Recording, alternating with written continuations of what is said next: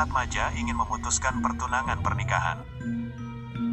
Kamandanu menatap wanita di depannya ini dengan heran. Rambutnya pendek, dan meskipun dia tidak cantik, ada sesuatu yang menawan di wajahnya. Dia tampak akrab, tetapi dia tidak bisa mengingatnya. HMPH, Danu, aku meminjamkan uang sebanyak itu kepadamu, dan kamu berpura-pura tidak mengenalku. Kamu benar-benar menyebalkan, kata wanita berwajah bulat itu. Kamandanu tiba-tiba teringat, wanita ini bernama Indah. Dia sangat ramah dan cerewet. Karena dia biasanya berbicara tanpa banyak pertimbangan, tetapi dia tidak memiliki hati yang jahat. Seperti Danu, dia juga belajar di universitas yang sama. Danu awalnya tidak disambut di ibu kota dan tidak mengenal banyak orang. Apalagi setelah dia dikeluarkan dari keluarga Arya. Alasan dia mengenalnya adalah karena Indah dan saudara perempuannya Arya Sari adalah teman sekelas dan sering datang ke rumah Danu untuk bermain.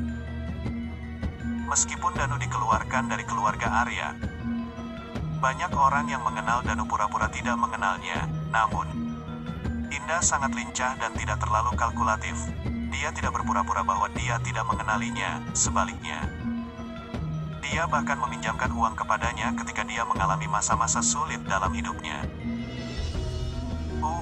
Ini kamu, Indah. Maafkan aku, kepalaku pusing saat itu, dan aku tidak mengenalimu. Saat Kamandanu berbicara, dia memikirkan fakta bahwa dia bahkan tidak memilikinya. Uang untuk makan, mungkin dia harus memintanya sedikit lagi.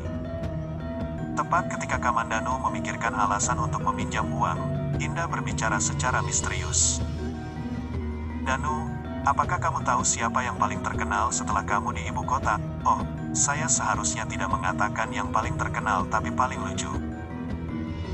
Indah tampaknya tidak peduli sama sekali jika kata-katanya menyakiti perasaan Kamandanu saat dia terus berbicara dengan gembira. Dia juga tidak mengharapkan Kamandanu untuk menjawabnya, jadi sebaliknya, dia terus berbicara secara misterius. Beberapa bulan yang lalu, keluarga Atmaja pergi ke keluarga Arya untuk memutuskan pertunangan. Anda tahu apa yang dikatakan paman buyut Anda? Kamandanu berbicara dengan jelas. Saya tidak punya paman. Oh, benar. Maafkan aku. Aku lupa kamu bukan lagi keluarga Arya. Hebatmu, oh maksudku Tuan Arya mengatakan bahwa Danu bukan lagi bagian dari keluarga Arya, mengenai pernikahan. Saya tidak tahu. Saya mendengar bahwa dia pergi Universitas Maju di Surabaya. Anda dapat bernegosiasi dengannya di Surabaya. Keluarga Atmaja sangat marah tetapi tidak bisa berbuat apa-apa. Hei, Danu, apakah orang-orang dari keluarga Atmaja datang mencarimu? Saya mendengar bahwa keluarga Laksono mengirim orang ke keluarga Atmaja dan ingin menikahkan Maya dengan Heri Laksono. Hehe.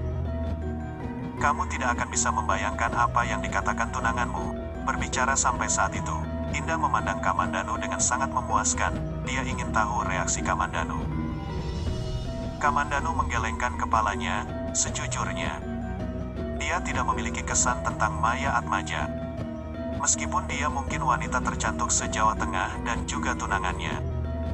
Dia bukan lagi Danu yang asli, juga bukan keturunan langsung dari keluarga Arya. Sikap Maya Atmaja tidak ada hubungannya dengan dia dan bisa menikahi siapapun yang dia inginkan. Dia tidak akan peduli sama sekali. Selain itu, tidak peduli seberapa cantik Maya, bisakah dia lebih menarik daripada tuannya? Sebelumnya, EQ-nya terlalu rendah, tuannya baik padanya. Dan dia pikir itu adalah tanda kepedulian terhadap kesejahteraannya. Tetapi setelah mengalami hidup dan mati, jika dia masih tidak bisa memahami perasaan tuannya Ambarsari untuknya, maka dia harus pergi dan mati. Tapi sekarang, dia bahkan tidak tahu apakah Ambarsari telah terlahir kembali seperti dia. Memikirkan hal ini, Kamandanu bingung melihat keadaan Danu. Indah berpikir dia enggan untuk melepaskan Maya atau masih terganggu oleh pengasingannya. Dia buru-buru menambahkan, Danu, meskipun Maya cantik, dia berasal dari keluarga Atmaja, tetapi kamu bukan lagi tuan muda dari keluarga Arya, jadi...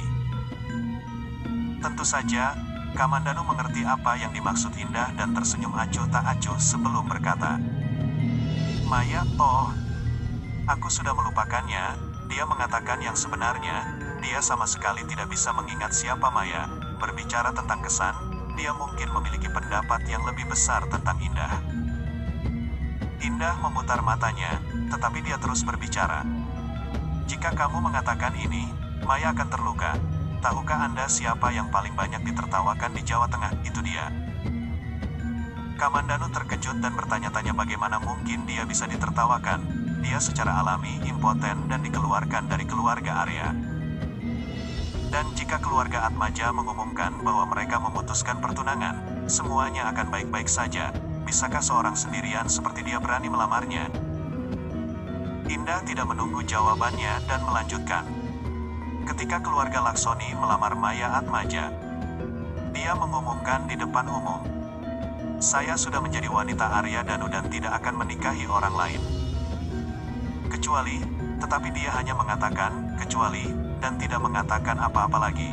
Saya tidak tahu apa yang dia maksud dengan itu. Tetapi setelah kata-katanya keluar, dikatakan bahwa ayahnya sangat marah sehingga dia menguncinya. Saya tidak tahu apakah ini benar atau salah. Karena dia mengatakan ini, orang-orang di seluruh ibu kota menertawakannya, meskipun semua orang tahu bahwa dia menggunakan Anda sebagai alasan untuk menolak lamaran. Apakah Anda tahu apa yang orang katakan tentang Anda? Mereka semua mengatakan bahwa karena dia belum mencicipi seorang pria, dia tidak tahu apa itu impotensi alami. Jadi ketika dia mengetahuinya, "Oh, tunggu, maafkan aku. Kata-kataku tidak ditujukan padamu." Itu yang orang lain katakan pada saat itu.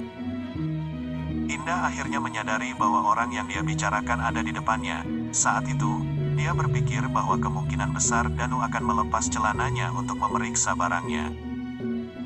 Di sisi lain, Kamandanu hanya berpikir bahwa Indah ini benar-benar belum dewasa, menumpahkan kacang tanpa mempertimbangkan dampak dari kata-katanya. Untungnya sekarang, dia sebenarnya tidak merasakan apa-apa karena dia sama sekali tidak impoten, selama dia mencapai tahap ketiga pemurnian tubuh. Meridiannya yang terhalang akan terbuka dengan sendirinya. Meskipun sangat sulit untuk mencapai tahap ketiga, masih ada harapan baginya. Adapun Maya Atmaja, tentu saja, dia tidak akan menganggap serius kata-katanya, meskipun Kamandanu belum melihatnya. Dengan gelar wanita tercantik se-Jawa Tengah, dia seharusnya memukau. Dia mungkin tidak menyukai Heri Laksono dan dengan demikian menggunakan Arya Danu sebagai tameng. Namun, apa yang dia tidak mengerti adalah, mengapa mengumumkannya di lingkungan publik? Bukankah tidak apa-apa untuk menceritakannya kepada keluarga Laksono? Tapi kemudian, Kamandanu segera mengerti. Maya tidak ingin bertunangan dengan siapapun sekarang dan karena itu mengatakan itu di depan umum. Itu bukan karena dia tidak akan menikahi orang lain selain Danu. Kata-katanya kecuali, berarti, kecuali dia ingin menikahi seseorang, wanita itu pintar. Dan, ini untukmu. Indah mengeluarkan sebuah amplop dan memberikannya kepada Kamandanu. Kamandanu membuka amplop itu dan menemukan setumpuk uang di dalamnya. Dia memandang Indah dengan heran. Dia bahkan tidak memintanya, dan dia sudah sangat murah hati dalam memberi. "Ini dari saudaramu, Arya Toni itu." Dia mengatakan orang lain memintanya untuk memberikan ini kepada Anda, tetapi tidak mengatakan siapa. "Saya pikir itu mungkin dirinya sendiri." Kata-kata Indah mengingatkan Kamandanu akan keberadaan adik laki-laki dan perempuannya. Tampaknya Sari tidak pernah terlihat senang dengannya, tetapi saudaranya, Toni, sebenarnya baik padanya. Dia membutuhkan uang ini sekarang dan tidak bisa menolaknya. Dia akan membayarnya kembali di masa depan.